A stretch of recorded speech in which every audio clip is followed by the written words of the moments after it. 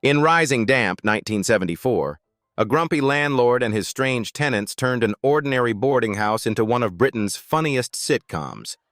But after the cameras stopped rolling, the cast's real lives took shocking turns.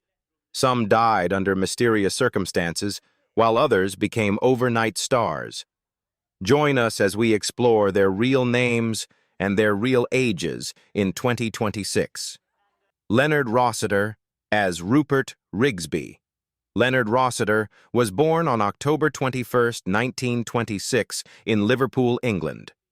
At 48 years old, he played Rupert Rigsby, the miserly, narrow-minded landlord in Rising Damp, 1974. The role dominated the series and turned Rossiter into the biting comic engine of the show. But the sharp humor on screen hid a turbulent marriage story. In 1958, he married actress Josephine Tewson, his colleague from repertory theater, yet constant touring and professional rivalry poisoned the relationship, and they divorced in 1961. Years later, he fell for actress Gillian Raine while performing in the stage play Semi-Detached, eventually marrying her in 1972 and raising their daughter, Camilla. Yet the marriage carried its own tension because Rossiter's rising fame from Rising Damp and the fall and rise of Reginald Perrin kept him constantly absent, and after his death, the public learned a shocking secret. He had been involved in a 5-year affair with broadcaster Sue McGregor, something his wife discovered only when McGregor wrote to warn her that the relationship would appear in an upcoming memoir. While his personal life grew complicated, Rossiter's health was quietly collapsing. Years of chain smoking, exhaustion from theater performances, and relentless filming schedules began damaging his heart, yet he continued performing with the same explosive energy audiences loved. Even during his successful television run and appearances linked to projects such as 2001, A Space Odyssey, colleagues noticed he often looked exhausted backstage. Still, Rossiter ignored the warning signs and kept working. The end came suddenly on October 5, 1984. At 57 years old, Leonard Rossiter collapsed backstage at the Lyric Theatre in London while waiting to perform Joe Orton's play Loot, dying from hypertrophic cardiomyopathy. The news stunned Britain's theatre world because he had been joking with colleagues minutes earlier. His memorial service was held at St. Paul's, Covent Garden, attended by many actors from Rising Damp. At the time of his death, Rossiter had built a fortune estimated around £500,000, worth roughly $2 million today, leaving behind a legacy far greater than his modest wealth. Richard Beckinsale as Alan Moore. Richard Beckinsale was born on July 6, 1947, in Carlton, Nottinghamshire, England. At 27 years old, he played Alan Moore, the cheerful, naive medical student in Rising Damp, 1974. His warm, boyish charm helped define the series and made him one of the most beloved sitcom actors of his generation. His personal life, however, carried emotional turbulence. In 1965, he married Margaret Bradley, his teenage girlfriend, after she became pregnant, and their daughter Samantha Beckinsale was born the following year. But when Beckinsale entered drama school in London, the marriage collapsed under distance and pressure, ending in divorce in 1971, and he barely saw Samantha for years. Later, he found new love with actress Judy Lowe, whom he met in theater. Their daughter Kate Beckinsale was born in 1973, and they married in 1977, while his career soared through Rising Damp and the hit sitcom Porridge, 1974 to 1977. Yet behind the success, Beckinsale was struggling physically and mentally. Exhausting stage runs and television schedules left him taking Valium to cope with stress, and colleagues recalled moments of panic and sudden fatigue during filming. While working on projects such as Bloomers and preparing for the drama Bloody Kids, he began complaining of dizziness and chest pain, but medical checks failed to detect the danger building inside his heart. On the night of March 19, 1979, Richard Beckinsale died suddenly at 31 years old in his home in Sunningdale, Berkshire, from a massive heart attack caused by coronary artery disease. The news devastated the British television industry because he had been working and joking with friends only days earlier. He was cremated in a private ceremony in Bracknell and later memorialized at St. Paul's Church in Covent Garden, attended by hundreds of colleagues and friends. Although his will listed more than £65,000, taxes and expenses left only about £18,000, roughly $150,000 today, a modest fortune for a star whose career many believed was only beginning. Frances de la Tour as Ruth Jones. Frances de la Tour was born on July 30, 1944, in Bovingdon, Hertfordshire, England. At 30 years old, she played Ruth Jones, the intelligent and quietly seductive schoolteacher in Rising Damp, 1974. Her calm but commanding presence gave the show a sharp emotional contrast to Rigsby's chaos. Yet her private life was far less composed than the character she played. In 1972, she married playwright and director Tom Kempinski, but their marriage slowly fractured as both chased demanding theater careers in different directions. Success from Rising Damp brought her attention, while Kempinski pursued writing and directing, and the distance between their ambitions widened until they divorced in 1982. The strain of those years pushed de la Tour into periods of depression and emotional exhaustion. The pressure of theater expectations, combined with a painful divorce, left her questioning whether the career was worth the cost. Yet she continued performing and later found international recognition through major roles such as Madame Maxime in the Harry Potter films and her celebrated stage work in The History Boys, which eventually earned her a Tony Award. As of 2026, Frances de la Tour is 82 years old and still living quietly in Hertfordshire, England, occasionally appearing in television and theater while enjoying the reputation she built over decades. Her long career across stage, television, and film has brought her an estimated net worth of about $5 million, the result of a lifetime spent commanding audiences with the same quiet intensity that first made Ruth Jones unforgettable. Don Warrington as Philip Smith. Don Warrington was born on May 23, 1951, in Trinidad and Tobago. At 23 years old, he played Philip Smith, the calm, sharp-witted African medical student in Rising Damp, 1974. The character quickly stood out as the intellectual rival to Rigsby and became one of the show's most distinctive voices. Off-screen, Warrington built a life far steadier than the characters around him. He married actress Mary Madison in 1980, and although long filming schedules often kept them apart, the marriage endured and they raised children together. During these years, he continued expanding his career with roles that broke the stereotype many producers tried to place on him, appearing in productions such as Doctor Who, 2006, and later becoming widely recognized as Commissioner Selwyn Patterson in Death in Paradise. Success, however, came with its own strain.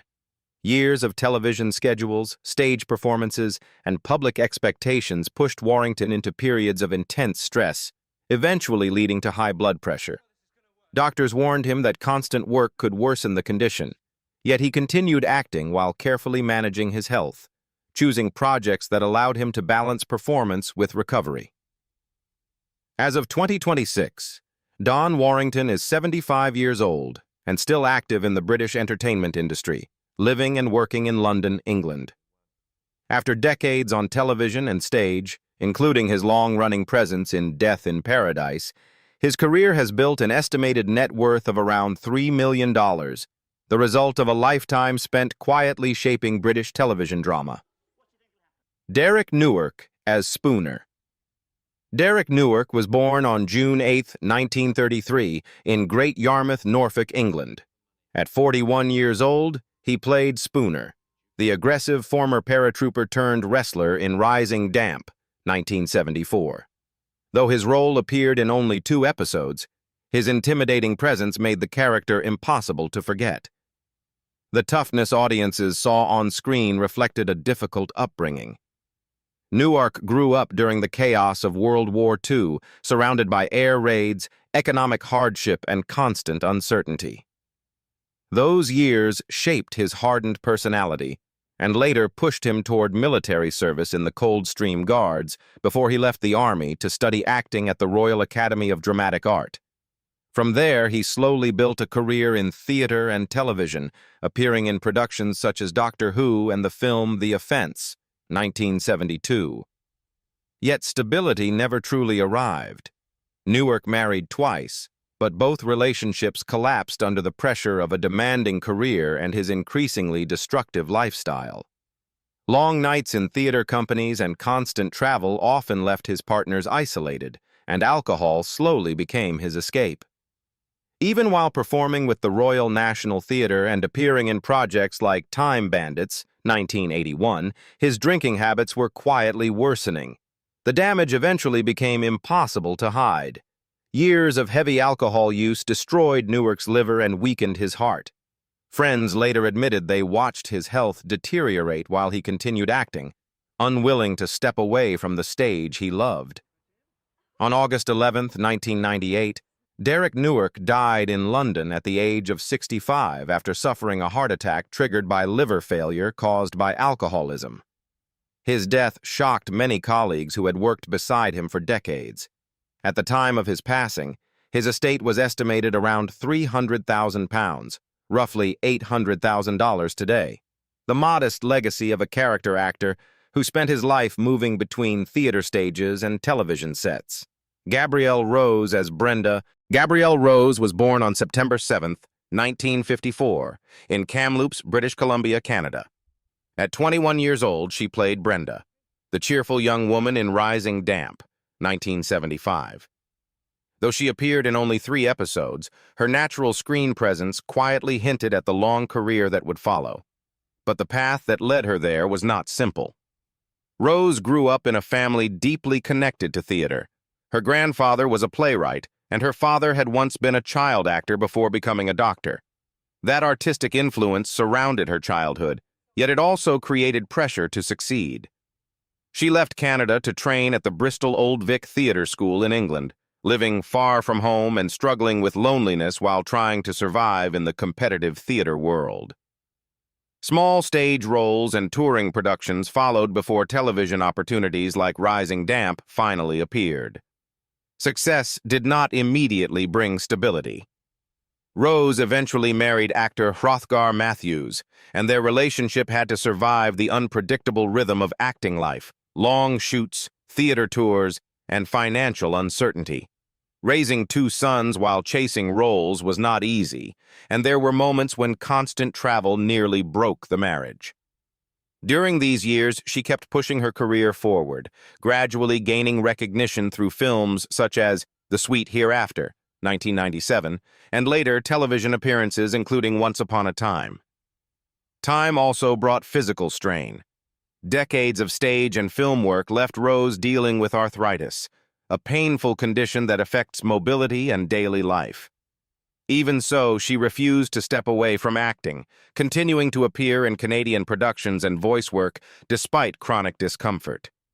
As of 2026, Gabrielle Rose is 72 years old and lives in British Columbia, Canada, still occasionally appearing in television and film. After more than 4 decades in the industry and numerous awards, including a Leo Award, her estimated net worth is around $2 million. The result of a career built slowly through persistence rather than sudden fame. John Clive as Gwyn. John Clive was born on January 6, 1933, in London, England. At 44 years old, he played Gwyn, the lively tenant in Rising Damp, 1977. Even with limited screen time, his mischievous presence added a spark of chaos to the series.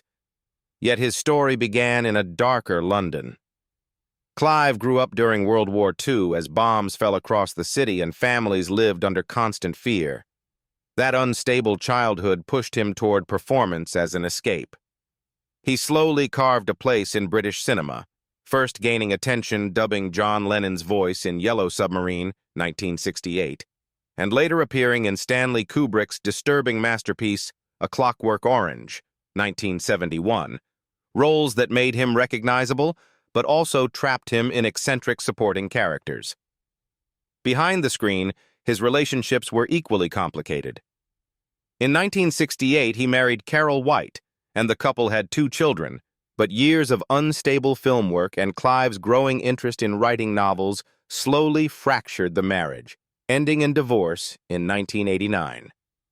Decades later, he found another chance at stability when he married Bryony Elliott in 2001, dividing his life between London and Spain while continuing theater work and publishing books.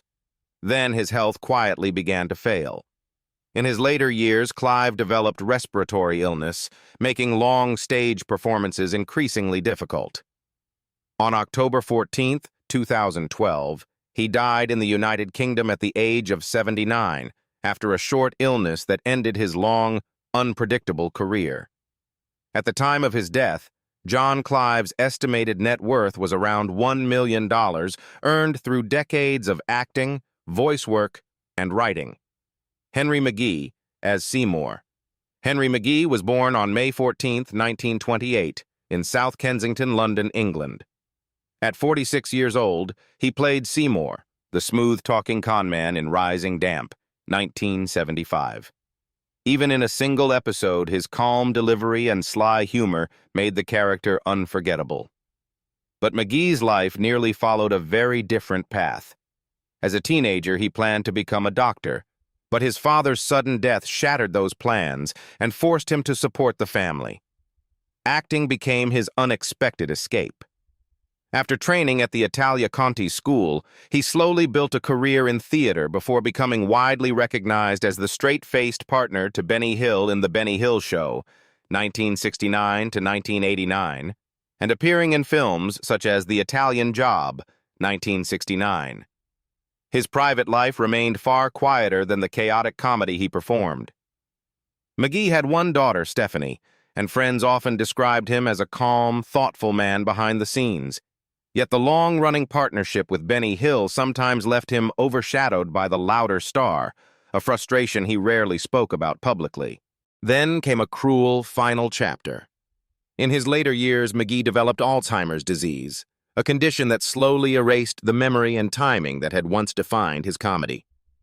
The decline became severe, and he spent the last 6 months of his life in a nursing home. On January 28, 2006, Henry McGee died at the age of 76 and was buried at Brompton Cemetery in London. His estate was estimated at around $700,000, modest compared to the decades of television history he helped create through British comedy. Peter Jeffrey as Ambrose. Peter Jeffrey was born on April 18, 1929, in Bristol, England. At 49 years old, he played Ambrose, the eccentric tenant in Rising Damp, 1978. Though he appeared briefly, his unsettling comic style made the character strangely unforgettable.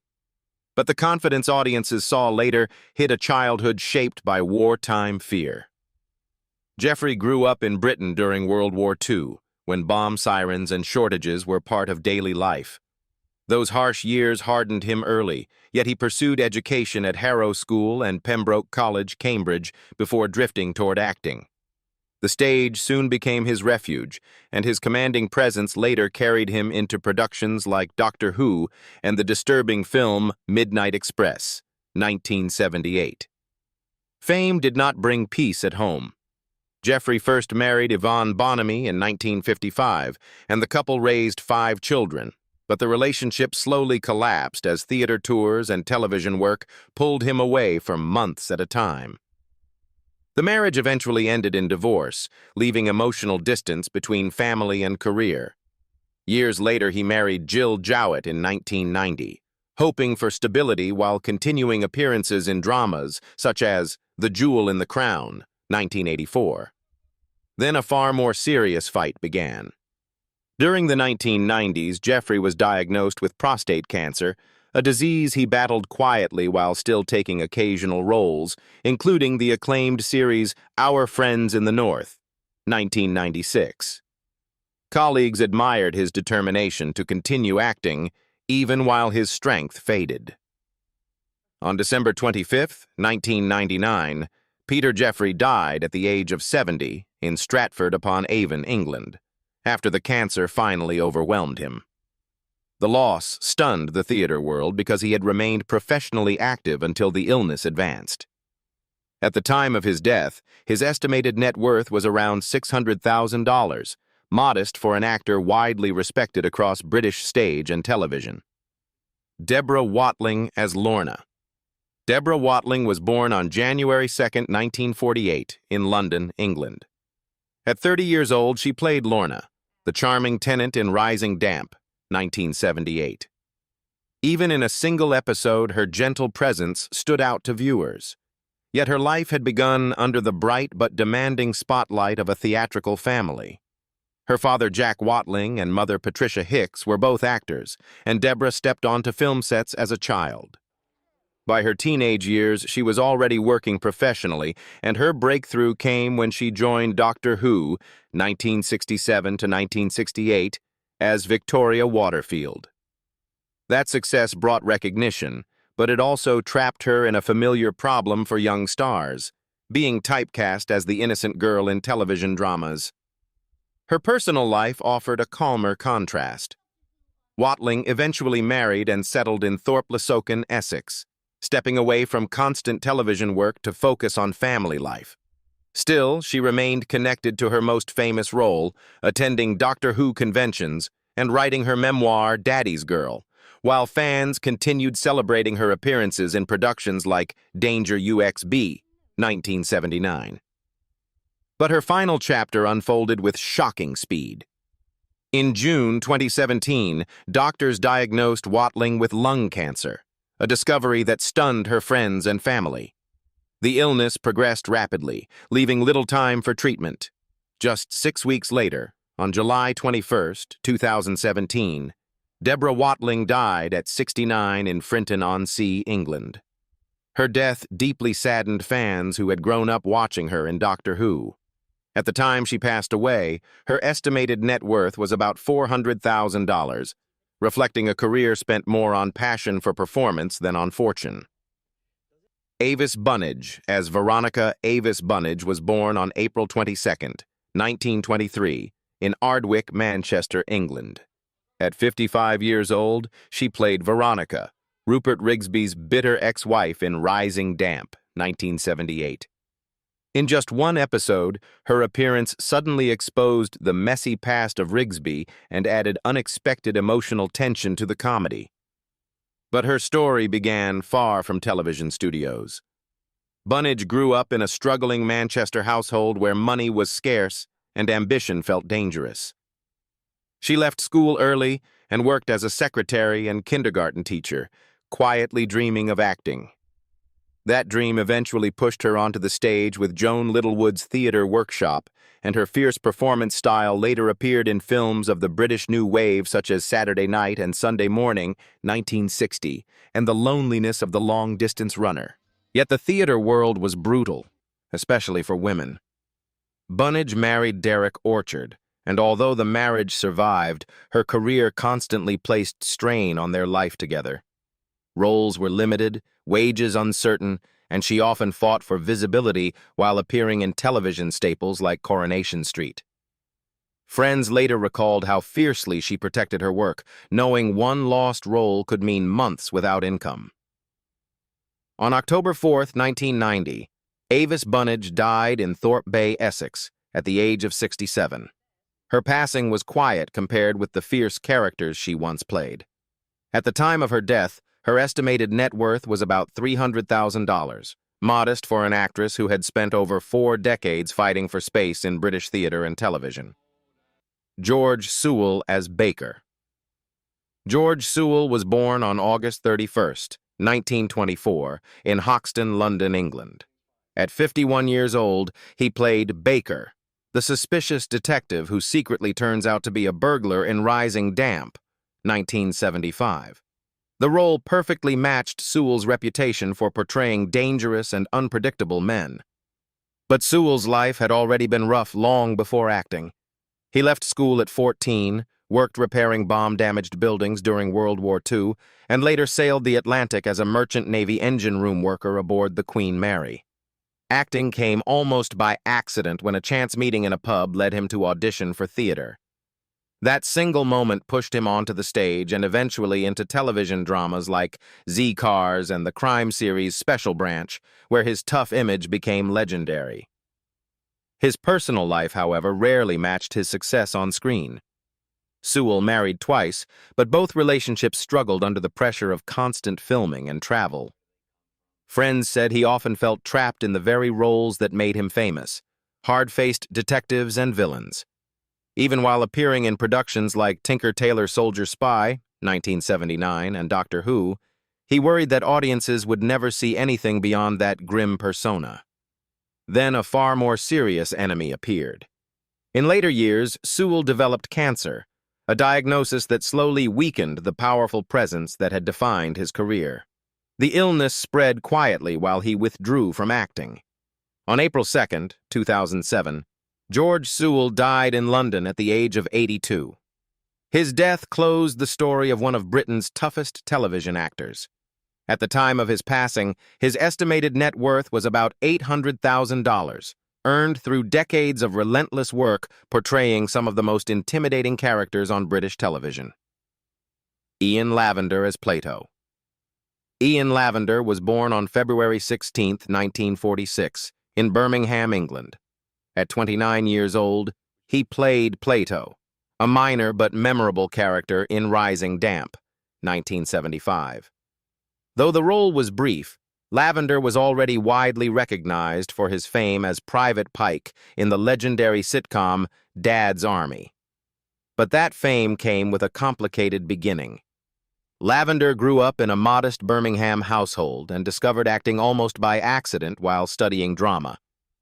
His life changed suddenly when he landed the role of Private Frank Pike in Dad's Army, 1968 to 1977. Becoming the youngest member of the cast and instantly famous across Britain. Yet the success carried a hidden cost. Producers and audiences began seeing him only as the naive soldier, making it difficult for him to escape that image even while appearing in theater and television productions. His personal life was equally turbulent. Lavender married Suzanne Curtis in 1967, but the relationship collapsed as the pressure of sudden fame and demanding television schedules strained their marriage. Years later, he found stability with his second wife, Michelle Hardy, whom he married in 1993. During these years, he continued acting on stage and television, appearing in series such as EastEnders and maintaining a loyal fan base from his Dad's Army fame. Despite the stress of typecasting and long years in television, Lavender avoided the serious illnesses that often troubled actors of his generation.